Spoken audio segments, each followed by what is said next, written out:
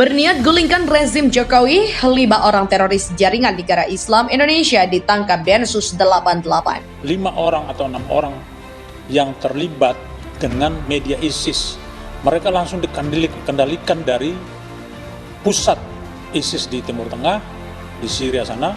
Lalu kemudian mereka diperintahkan untuk duplikasi propaganda mereka yang tadinya dalam bahasa Arab, kemudian ditranslate ke dalam bahasa Indonesia dan bahasa Inggris, lalu disebarkan lagi ke media sosial. Tindak pidana terorisme itu bukan merupakan jaringan kelompok JI maupun JAD, melainkan masuk dalam kelompok media sosial, di kelompok teroris media sosial.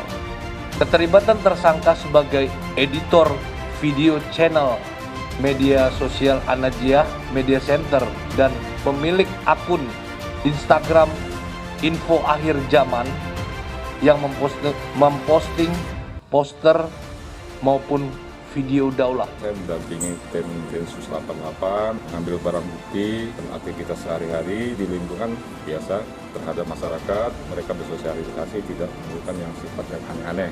Namun di luar kita nggak tahu ya.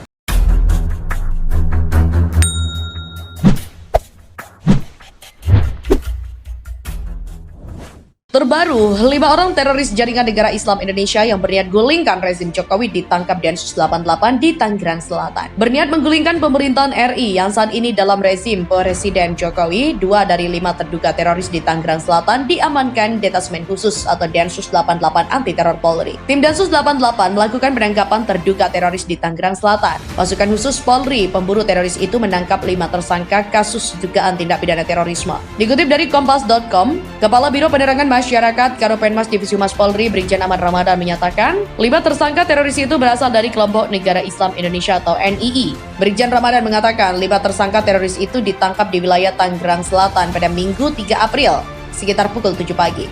Lebih lanjut, Ramadan masih belum mengumumkan informasi lebih lanjut dari keterlibatan dan juga peran para tersangka.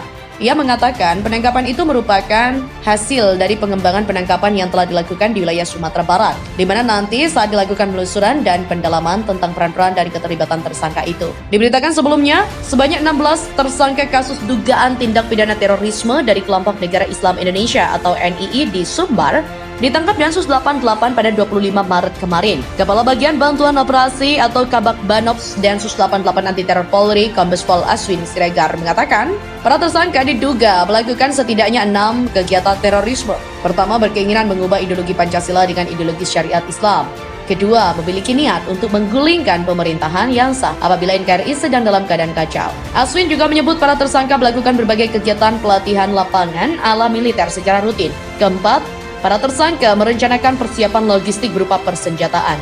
Aswin mengungkapkan, para anggota NII telah menjalankan perekrutan secara masif di Sumbar dengan melibatkan anak-anak di bawah umur. Terakhir, Densus 88 Anti Teror mengamankan para tersangka untuk membongkar jaringannya di sejumlah wilayah tanah air. Masih terus beroperasinya kelompok-kelompok teroris di Indonesia, yang bahkan piawai menyusup ke semua kalangan masyarakat diungkapkan oleh mantan anggota Jamaah Al-Islamiyah Muhammad Nasir bin Abbas dalam diskusi strategi penanggulangan terorisme dan radikalisme. Dulu, para pengamat atau para akademisi bilang faktor pendorong orang melakukan aksi teror akibat kemiskinan atau akibat kurang pendidikan, atau ada yang mengatakan mereka orang dari daerah pedesaan, kurang informasi. Ternyata polisi mengungkap semua level, semua kalangan, semua latar belakang, ada orang kaya, orang yang berpendidikan juga ada yang ditangkap. Lebih jauh, Nasir Abbas mengatakan sebagian besar masyarakat seringkali tak menyadari operasi yang dilakukan teroris karena beragamnya strategi yang dilakukan dengan sangat halus. Ia mencontohkan modus penggalangan dana melalui kotak amal guna menarik simpatisan dan juga dukungan masyarakat dengan dalih aksi sosial kemanusiaan pada satu isu. Misalkan contoh, kita hadir dalam suatu acara kelas atau disebut sebagai pengajian atau kajian, lalu mereka menyebarkan kotak-kotak amal, dan apakah kita tahu bahwa ternyata kotak amal itu digunakan untuk mendanai kelompok mereka.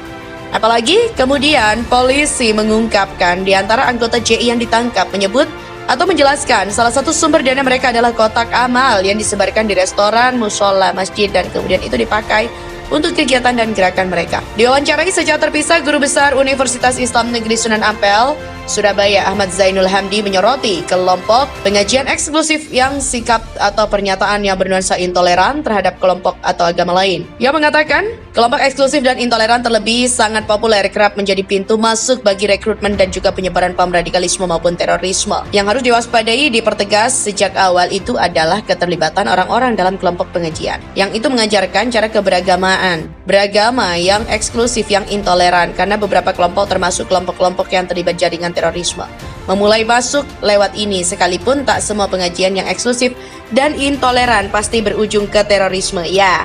Tapi pengajian kelompok-kelompok terorisme itu masuk melalui pengajian-pengajian, itu pasti adalah pengajian-pengajian yang eksklusif dan intoleran ajaran-ajarannya. Sementara Nasir Abbas menyerukan kewaspadaan masuknya paham radikalisme dan terorisme di kalangan pemerintah dan aparat keamanan tanpa mengesampingkan urgensi kebebasan berpendapat dan berbicara. Ia mengajak publik mewaspadai tokoh-tokoh berpengaruh yang senantiasa berbicara keras mendorong perubahan sistem atau bahkan melawan pemerintah.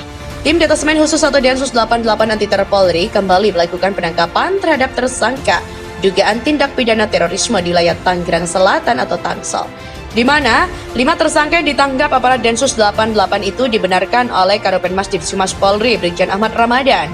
Dan penangkapan terhadap kelimanya dilakukan pada Minggu 3 April pukul 7 pagi. Ramadan menyebut kelima tersangka teroris itu merupakan kelompok jaringan teroris Negara Islam Indonesia atau NII. Identitas kelima tersangka belum diungkap karena penyidik masih melakukan penelusuran dan pendalaman terhadap peran dan juga keterlibatannya. Aparat Densus 88 pada Jumat 25 Maret juga menangkap 16 tersangka terorisme di wilayah Sumatera Barat yang diduga terafiliasi dengan kelompok NII. Penangkapan ke-16 tersangka teroris itu dilakukan di lokasi berbeda dengan rincian, yakni 12 tersangka di Kabupaten Dharmasraya dan 4 tersangka lain di Kabupaten Tanah Datar. Kelompok terduga teroris itu ingin menggulingkan pemerintahan RI yang sah. Mereka terhubung dengan kelompok NII di wilayah Jakarta, Jawa Barat, dan Bali, serta merekrut anggota secara masif di wilayah Sumatera Barat dengan melibatkan anak-anak di bawah umur. Kabag Badams Densus 88 Anti Teror Polri, Kombes Aswin Siregar pada Senin 28 Maret mengatakan kelompok teroris itu juga memiliki keinginan mengubah ideologi Pancasila dengan ideologi syariat Islam secara kafah. Mereka rutin berlatih melakukan kegiatan idat atau latihan ala militer. Bahkan mereka merencanakan persiapan logistik berupa persenjataan.